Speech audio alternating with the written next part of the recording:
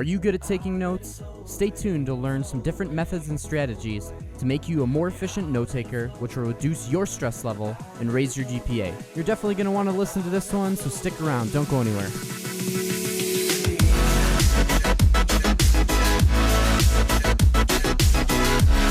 Welcome back to Extracting Wisdom. This is episode number 11. My name is Brandon Evert.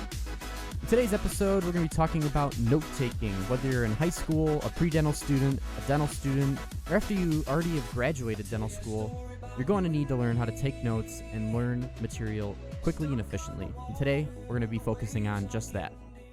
So, last time I talked to you guys, I was just about to swear into the Navy, and since I've talked to you guys, I actually did in fact head on over to Great Lakes Naval Station. I raised my right hand, and I swore in at my commissioning ceremony. So now I am officially a officer in the Navy in the reserves for 4 years during my 4 years of dental school, and then I'll actually go active duty as a dentist once I graduate.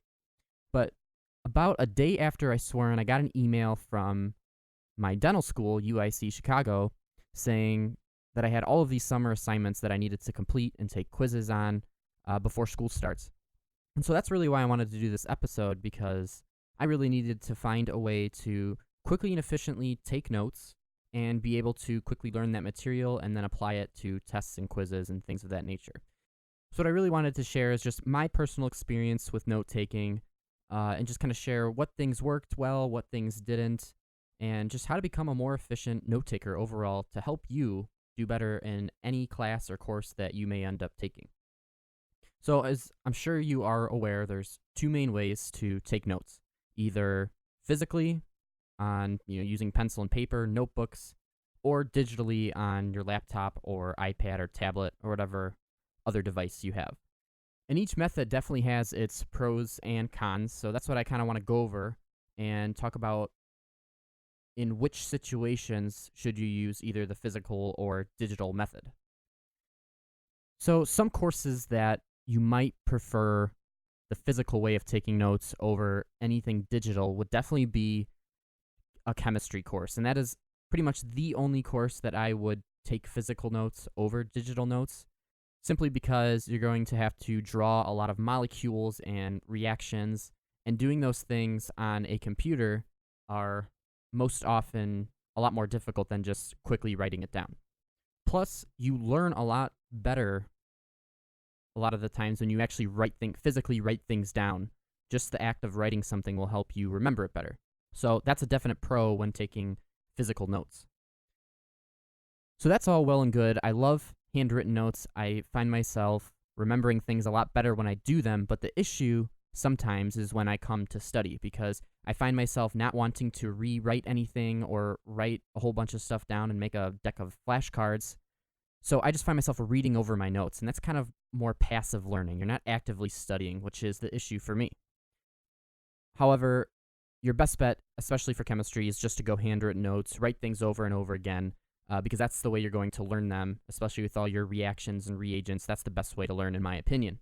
However, any other subject, biology, psychology, whatever other science courses or other courses you're taking, digital notes are probably going to be your best bet. So what I'm going to talk about now is why that is, why they're so easy to use, and then what my favorite part about digital note-taking is the ease of transferring your notes to some sort of study method, whether that's flashcards or outlines or something. It's very easy to do that, much easier than handwritten notes, which is why I prefer that, because then with flashcards especially, you are actively participating in studying. So I'm going to talk about all the different softwares that I use and how you can take this knowledge and apply it and make yourself a better note taker. So as far as actual note-taking software, I really like to use Evernote or Notability. Those are the main two that I have the most experience with. Notability, I just started using more for dental school type things because I'm going to be picking up an iPad pretty soon, which works really well, and I can use the new Apple Pencil or Apple Pen, whatever it's called, on it, which would be really helpful because that would totally replace paper, and I could take physical notes in a digital format, which would be really nice. and Notability allows you to do that. And I think Evernote does as well, but Notability is more Apple or iOS driven, so that's why. But Evernote is also really good as far as note-taking and being able to annotate PDF files. The only problem is that it's like $5 to $8 a month, whereas Notability is just one $10 payment, and you don't have to worry about any other monthly subscriptions, which is really nice. Another software that I have tried is Microsoft OneNote. I know that one is super popular among dental students, but for some reason I just don't really prefer it. I know it's really nice. You can create notebooks and dividers within notebooks, so you can keep your notes really nice and organized. However, just for me, I don't know if it's my phone that's super slow or my computer, but the sync speeds between if I wanted to transfer notes from my phone to my, MacBook, or from my MacBook to my phone, it's always really slow, as opposed to Notability and Evernote, which were a lot faster. So that's why I went with those as opposed to Microsoft OneNote. However, all three of those are going to get the job done. It's just a matter of what you prefer and how much money you're willing to spend. So software aside, what I really like about digital note-taking is that not only can you type your notes, which is usually much faster than writing, but you can also incorporate many other different kinds of media into your notes. So it doesn't just have to be text. You can incorporate screenshots. You can incorporate PDF files of your professor's slides. You can record the lectures and then have a MP3 file right next to your notes of the lecture, which is really nice. So you have this total package and many different ways to learn the material, whether it's through the text notes that you type down or the screenshots that you incorporated, or if you like to learn by listening, you can listen to the lecture over again. So this is a multifaceted way to really learn the material, which I find really helpful. The only problem with digital notes is that it's more passive during lecture. You're not really paying attention to everything that you're typing down. You don't get that physical writing of notes when you're writing with a pen and pencil. And most likely you're gonna have Facebook open or something in another tab, which can be really distracting, and it's a really bad habit. But it's gonna happen, and you're not gonna probably learn as much during a lecture taking digital notes as opposed to handwritten notes. That's the only kind of downfall when it comes to taking notes on your laptop. However, there are some other softwares out there, one in particular that I'm going to talk about that really helps you learn the material and really further your understanding of whatever you're learning to help you get that A on that exam.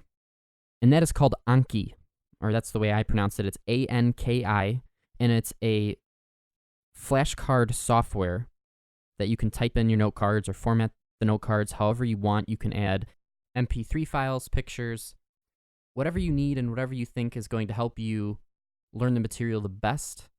Anki will be able to generate a flashcard based on your needs, which is really nice. And what's nice about this software is that it sets aside the cards that you consistently get right, and it cycles the cards that you constantly get wrong.